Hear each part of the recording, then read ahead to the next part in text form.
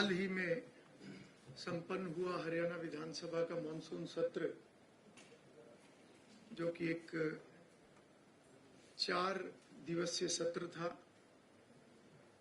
और आप सब भी उसके साक्षी रहे हैं। इस मॉनसून सत्र से संबंधित कुछ जानकारियां आपसे साझा करूं, उससे पहले मैं आप सबका आभार व्यक्त करूंगा कि आप सभी का पूर्ण सहयोग हरियाणा विधानसभा को मिलता है। इस 4 दिवसीय मॉनसून सत्र में जो 4 सिटिंग हुई हैं, इसमें माननीय सदस्यगणों की सहभागिता अच्छी रही है। अगर हम अध्यक्ष, उपाध्यक्ष और मंत्री परिषद के सदस्यों को छोड़ दें तो जो 74 सदस्य हैं, उनमें से पहले दिन 71, दूसरे दिन भी 71, 26 अगस्त को 72 और आखिरी दिन 70 विधायकों ने इस सत्र में भाग लिया है। ये सत्र कुल 21 घंटे और 8 मिनट ये चला है। इसमें 8 विधेयक पास किए गए हैं। एक महत्वपूर्ण जो एक किसी भी सेशन में जहां माननीय सदस्यगणों को अपनी बात रखने का अवसर मिलता है, और हमारा भी ये प्रयास रहता है कि सभी माननीय सदस्य अपना विषय रख सकें, चाहे वो प्रदेश से संबंधित हो या उनकी विधानसभा क्षेत्र से संबंधित हो। ऐसे शून्यकाल उनकी 3 बैठकें रही हैं, परंतु 3 बैठकों में हमने उसका समय बढ़ाकर 4 घंटे से अधिक समय हमने शून्यकाल को दिया, जिसमें 69 सदस्यों ने उसके अंदर भाग लिया और उन्होंने अपनी बात रखी। इनमें से 9 सदस्यों को 2 बार बोलने का अवसर मिला। अगर मैं पार्टी अनुसार बात करूं तो भारतीय जनता पार्टी के 30 सदस्यों को 99 मिनट बोलने का अवसर मिला। कांग्रेस के 34 सदस्यों को 129 मिनट बोलने का समय मिला। इंडियन नेशनल लोकदल के 2 सदस्यों को 7 मिनट और निर्दलीय 3 विधायक गणों को 10 मिनट का समय शून्यकाल में मिला है। साथ ही जो प्रश्नकाल है, उसके लिए 53 विधायकों ने जो प्रश्न दिए, नोटिस के रूप में 307 प्रश्न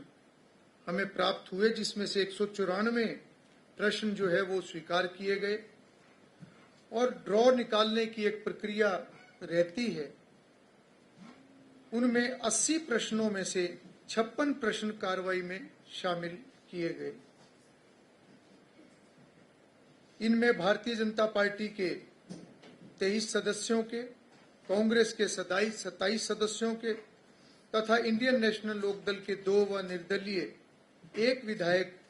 के प्रश्न वो लगे हैं। साथ ही अनस्टार्ड क्वेश्चन, जिनकी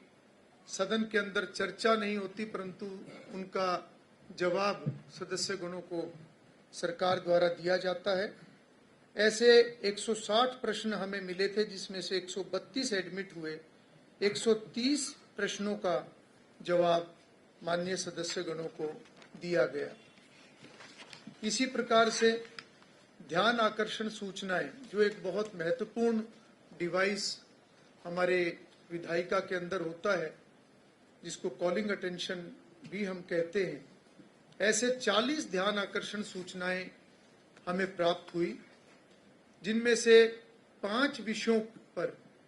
11 ध्यान आकर्षण सूचनाओं को हमने स्वीकार किया, जिनके ऊपर सदन के अंदर चर्चा करवाई गई। बहुत महत्वपूर्ण विषयों पर चर्चा हुई है, जैसे विभिन्न जिलों में जल भराव को लेकर ये एक विषय आया था। सीईटी परीक्षा की कार्यप्रणाली, उसके ऊपर सदन में चर्चा हुई है। धान की फसल में वायरस की समस्या, साथ ही कलेक्टर रेट में वृद्धि तथा खिलाड़ियों की समस्याओं को लेकर ऐसे सभी विषयों पर सदन के अंदर चर्चा हुई और बहुत अच्छे सुझाव इन चर्चाओं के अंदर सरकार को मिले हैं और सरकार के द्वारा भी जवाब दिया गया। साथ ही साथ एक एडजर्नमेंट मोशन हमें 2 प्राप्त हुए, जिसमें से एक को अस्वीकार कर दिया गया था और दूसरे को स्वीकार करके उसके ऊपर 26 अगस्त को 3 घंटे और 35 मिनट तक उसके ऊपर चर्चा हुई। इस स्थगन प्रस्ताव में भारतीय जनता पार्टी के 7 सदस्यों ने भाग लिया, कांग्रेस के 7 सदस्यों ने भाग लिया, इंडियन नेशनल लोकदल के 1 सदस्य ने इसमें अपनी बात रखी तथा निर्दलीय 2 सदस्यों ने उस विषय पर अपनी बात सदन में रखी। ऐसे 17 माननीय सदस्यों ने अपना विषय वहां पर रखा और मुख्यमंत्री जी ने 67 मिनट उसके ऊपर अपना जवाब दिया। इसी प्रकार से जो ऑफिशियल रेजोल्यूशन यानी जो सरकारी प्रस्ताव, ऐसे 3 सरकारी प्रस्ताव सदन में लाए गए, जिनमें से एक आपराधिक बिल की वापसी का था, दूसरा गुरु तेग बहादुर जी की 350वें शहादत वर्षगांठ पर वो सरकारी प्रस्ताव एक था और तीसरा मीडिया से अपराध का महिमा मंडन रोकने की एक अपील, जो एक सर्वदलीय एक सभी पूरे सदन द्वारा ये रखी गई। तो ऐसे 3 ऑफिशियल रेजोल्यूशन सदन के अंदर आए हैं। साथ ही 7 बिल और उसके अलावा मैं विशेष रूप से बताना चाहूंगा कि इस मॉनसून सत्र में जो 4 सिटिंग रही, इन 4 सिटिंग के अंदर 1585 दर्शक उन्होंने विधानसभा को विजिट किया और उन्होंने सदन की कार्रवाई को देखा है। जबकि इससे पहले जो हमारा बजट सत्र था, जिसके अंदर 13 सिटिंग थी, उन 13 सिटिंग में 2054 ऐसे दर्शक के नाते अलग अलग ग्रुप, जिनमें स्टूडेंट्स भी होते हैं, बार एसोसिएशंस भी होती हैं, सामाजिक संस्थाएं भी होती हैं, ऐसे अलग अलग ग्रुप इसके अंदर आते हैं। तो एक बहुत बड़ी वृद्धि इस बार हमने ये देखी है कि सत्र की कार्रवाई, सदन की कार्रवाई को देखने के लिए इतनी बड़ी संख्या में लोगों का आना, मैं समझता हूं कि एक प्रयास लगातार चल रहा है कि एक विधायिका के प्रति लोगों के अंदर जागरूकता बढ़े, उनकी रुचि बढ़े और संवैधानिक मूल्यों को जन जन तक पहुंचाने का जो एक लक्ष्य और विजन माननीय प्रधानमंत्री जी का है, उसके ऊपर सभी राज्यों के विधान मंडल इसके ऊपर काम कर रहे हैं। और मैं समझता हूं कि जितनी लोगों की रुचि इसमें बढ़ेगी और जितनी ज्यादा इसके अंदर एक अवेयरनेस बढ़ेगी, वो कहीं ना कहीं एक अच्छी विधायिका या विधायिका को और प्रभावी बनाने की दिशा में मैं समझता हूं कि बहुत ये एक अच्छा, इसको मैं कहूंगा, बजट सत्र में लगभग 2054। इसी के साथ साथ इस सत्र के दौरान कुछ ऐसी विशेष ऐसे और कार्य हुए, जिस प्रकार से एक महामहिम राज्यपाल जी का पहली बार आगमन होना। हम सब जानते हैं कि हरियाणा राज्य को नए राज्यपाल अभी पिछले दिनों में वो नियुक्त हुए और पहली बार वो हरियाणा विधानसभा के अंदर आए और उस समय में सभी माननीय सदस्यों ने मिलकर उनका सम्मान भी किया और उनके सम्मान में एक भोज की व्यवस्था भी वो रखी गई थी। साथ ही संसदीय प्रणाली में सकारात्मक सुधार का कदम उठाते हुए सदन में सीधे प्रसार, जो एक प्रसारण की गाइडलाइन इस बार जारी की गई है। और इसमें मैं आप सभी को ये बताना चाहूँगा कि शुरुआत में सदन की कार्रवाई का सीमित भाग ही लाइव टेलीकास्ट के साथ जोड़ा गया है। और अगर मैं लोकसभा का आपको बताऊं, क्योंकि लोकसभा के अंदर 25 फरवरी 1991 में लाइव टेलीकास्ट जब शुरुआत की गई थी, तो उस समय में सबसे पहले वो विषय वहाँ की जनरल रूल्स कमेटी के पास गया था, जिन्होंने पूरा अध्ययन करने के बाद केवल प्रश्नकाल का ही लाइव टेलीकास्ट की शुरुआत की थी। और समय के साथ साथ जैसे जैसे वहाँ की व्यवस्थाएं बनती रही, वैसे वैसे लाइव टेलीकास्ट जो है उसका दायरा भी बढ़ाया गया। उन्हीं लाइंस पे ये एक शुरुआत हमने की है, जो आने वाले समय में हम मिलकर ये प्रयास करेंगे कि लाइव टेलीकास्ट ज़्यादा से ज़्यादा बढ़े। अभी के लिए हमने 5 विषयों को इसमें जोड़ा है, जो आपने भी इस बात को ध्यान किया होगा कि एक सीमित समय लाइव टेलीकास्ट होता था, उसके बाद वो बंद हो जाता था, उसके बाद वो पुरानी व्यवस्था से जैसे बाहर विषय जाता था उस तरीके से ही वो जाता था। शुरुआत में हमने प्रश्नकाल के साथ महामहिम राज्यपाल का अभिभाषण, साथ में बजट स्पीच जो फाइनेंस मिनिस्टर की होती है, उसके साथ साथ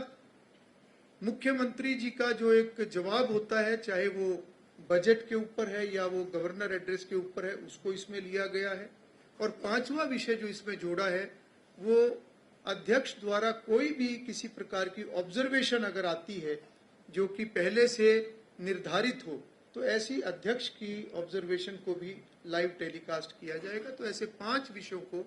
अभी शुरुआत के लिए रखा गया है। साथ ही इस सत्र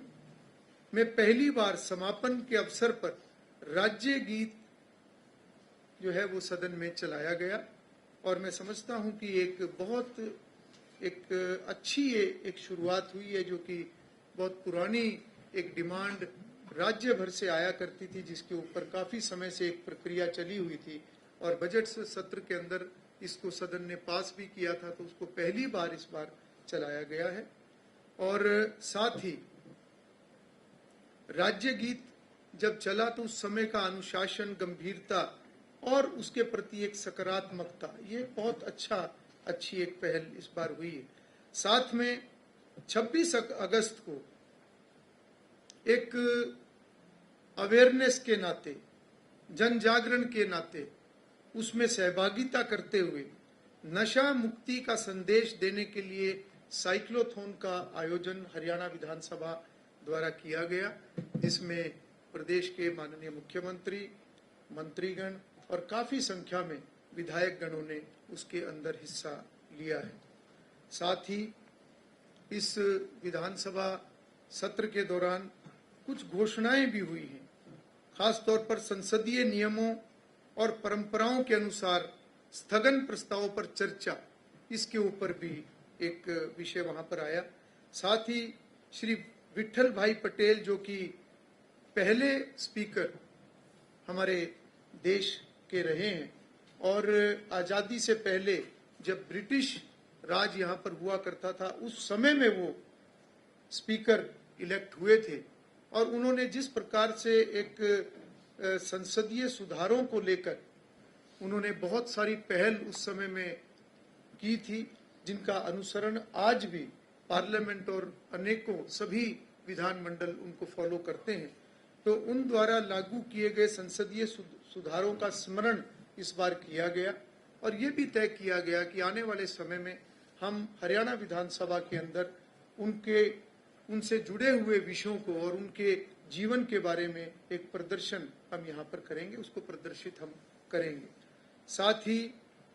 सभी विधायक गणों से जनता की अपेक्षाओं पर खरा उतरने के लिए अपील, वो भी एक घोषणा के माध्यम से जो ऑब्जर्वेशन अध्यक्ष द्वारा की जाती हैं समय समय पर, ऐसा किया गया। और साथ ही टीबी मुक्त भारत अभियान में सभी विधायक गण सहयोग करें, ताकि ये विषय ज़्यादा से ज़्यादा जनता तक पहुँचे और टीबी मुक्त अभियान ये सफल हो, ये भी एक विषय वहाँ पर अपील के नाते आया है। इसके साथ साथ अभी तक के किए हुए विधानसभा द्वारा जितने भी कार्य किए गए हैं या बजट सत्र के बाद जितनी भी एक्टिविटीज की गई हैं उसकी जानकारी सदन में दी गई और भविष्य का एक रोड मैप जो आने वाले समय में हरियाणा विधानसभा जिन जिन विषयों पर काम करेगा वो भी सदन के अंदर उनको बताया गया है। अगर मैं कुछ विषयों की यहाँ पर चर्चा करूं तो आने वाले समय में हम हरियाणा सरकार और हरियाणा विधानसभा के अधिकारी कर्मचारियों के लिए लेजिस्लेटिव ड्राफ्टिंग की एक वर्कशॉप जो कि लोकसभा के सहयोग से हम उसका आयोजन करेंगे ताकि विधायिका से जुड़ा हुआ जितना भी कार्य है या जितना भी लेजिस्लेशन होता है उसमें ड्राफ्टिंग के एक बहुत महत्वपूर्ण उसमें स्थान है। ड्राफ्टिंग में जितने हमारे अधिकारी और कर्मचारी निपुण होंगे उतना ही अच्छा ड्राफ्ट बनकर सदन में आएगा और उसके ऊपर जब चर्चा होती है तो वो विषय आगे बढ़ता है। इसके साथ साथ हम लोकसभा की तर्ज पर जल्दी ही आर्टिफिशियल इंटेलिजेंस बेस्ड रिकॉर्डिंग और ट्रांसलेशन इसको हम यहाँ पर लागू करने जा रहे हैं जो कि अगले सत्र से पहले मुझे उम्मीद है कि हम उसको यहाँ पर लागू कर देंगे। लोकसभा ने जब इसको लागू अभी किया है हाल ही में तो उसमें लगभग 95% तक उनकी एक्यूरेसी आई है। तो जल्दी ही हमारी हरियाणा विधानसभा की टीम वहाँ पर प्रशिक्षण के लिए जाएगी और आर्टिफिशियल इंटेलिजेंस बेस्ड जो रिकॉर्डिंग और ट्रांसलेशन है इससे स्पीड भी बढ़ेगी, क्वालिटी भी बढ़ेगी। ये विषय भी हम जल्द यहाँ पर शुरू करने जा रहे हैं। साथ ही साथ हरियाणा विधानसभा का आप जानते हैं कि सचिवालय वो अलग होता है सरकार से, इंडिपेंडेंट सेक्रेटेरिएट होता है। तो यहाँ के रूल्स की अमेंडमेंट उसको लेकर हमने एक retired law secretary doctor K N. Chaturvedi ji को हमने हरियाणा विधानसभा के साथ जोड़ा है कंसल्टेंट के नाते और वो अभी उस विषय पर उन्होंने काम शुरू कर दिया है और रूल्स में अमेंडमेंट जहाँ जहाँ जरूरत है हम रूल्स के अंदर अमेंडमेंट करने का काम करेंगे ताकि हरियाणा विधानसभा की वर्किंग में, यहाँ के कार्यों में, यहाँ की हर विषय में पारदर्शिता बढ़े। साथ ही हमने पिछले दिनों में जो एक रिसर्च विंग जो एक सेंटर हमने स्थापित किया है उसके ऊपर आने वाले महीनों में हम काम करेंगे और वो रिसर्च विंग और मजबूत हो जिसका न केवल हरियाणा विधानसभा को फ्यूचर के नाते लाभ हो बल्कि सदस्यों को भी उसमें असिस्टेंस मिले। वो भी हम आने वाले महीनों के अंदर उसको हम मजबूत करने का काम करेंगे। साथ ही हरियाणा विधानसभा के अंदर एक प्रिंट और डिजिटल गैलरी की स्थापना की जाएगी जिसमें संवैधानिक मूल्यों और हमारी जो संसदीय प्रणाली है इसको प्रदर्शित किया जाएगा और हरियाणा प्रदेश का जो एक हमारा एक कल्चर है उसको प्रदर्शित किया जाएगा। यहाँ का इतिहास और यहाँ से जुड़ी हुई जितनी भी महत्वपूर्ण बातें हैं उनको इस तरीके से प्रदर्शित किया जाएगा कि बाहर से जब लोग और ग्रुप हरियाणा विधानसभा को विजिट करने के लिए आते हैं तो उन सभी को एक अच्छी जानकारी उस नाते से मिले और साथ ही साथ हमारे जो विधायक गण हैं उनकी भी और जानकारियां बढ़े। उस नाते से हम इस विषय को आगे बढ़ाएंगे और साथ ही साथ हरियाणा का जो एमएलए हॉस्टल है उसके विस्तार की प्रक्रिया भी हम जल्दी शुरू करने वाले हैं। साथ ही साथ हरियाणा एमएलए हॉस्टल का जो प्रांगण है वहाँ पर एक नई डिस्पेंसरी बने, ऐसे कुछ विषयों को हमने यूटी के साथ टेकअप किया है और यूटी एडमिनिस्ट्रेशन ने इन प्रिंसिपल हमें उसकी अप्रूवल भी उन्होंने स्वीकृति भी दी है और मैं राज्य सरकार से इस विषय को टेकअप करके हम इसको आगे बढ़ाने का काम करेंगे। ये 4 दिवसीय जो मॉनसून सत्र था इसमें काफ़ी चर्चाएं हुई, काफ़ी विषयों पर सभी माननीय सदस्यों ने अपनी बात को रखा और हमने भी ये प्रयास किया कि सभी को बोलने का अवसर मिले, सभी को अपनी बात रखने का अवसर मिले। उसमें आप सभी का भी बहुत सहयोग प्राप्त हुआ है। मैं पुनः आप सभी का आभार भी व्यक्त करता हूँ। प्रश्न शायद स्थगन हो गए थे तो क्या किए जा सकते थे या पहले भी कोई ऐसी हिस्ट्री है? देखिए कई बार चलते हुए हाउस में किस तरह का व्यवधान पैदा हो जाए, किस प्रकार की कोई कंट्रोवर्सी आ जाए या कौन सा ऐसा विषय आ जाए, मुझे लगता है कि अध्यक्ष का ये प्रयास रहता है कि सदन चले, और सदन चलाने के लिए कई बार एक सहमति बनाने पर जब कोई बात आती है तो वो निर्णय लिया भी जाता है, और उस प्रक्रिया में अगर समय लगता है तो एक लक्ष्य तो यही रहता है कि सदन का जो एक डेडलॉक जो पैदा हुआ है वो खत्म हो और सेशन की कार्रवाई चले, सत्र सुचारू रूप से चले, क्योंकि हमारा जो असली जो लक्ष्य है वो विधानसभा के अंदर एक सार्थक चर्चा हो, अच्छी चर्चा हो, विधानसभा एक नियम प्रक्रियाओं से बंधा हुआ जो एक ये सारा विषय है उस तरीके से ये आगे बढ़े, तो उसमें कई बार कोई निर्णय लेने पड़ते हैं।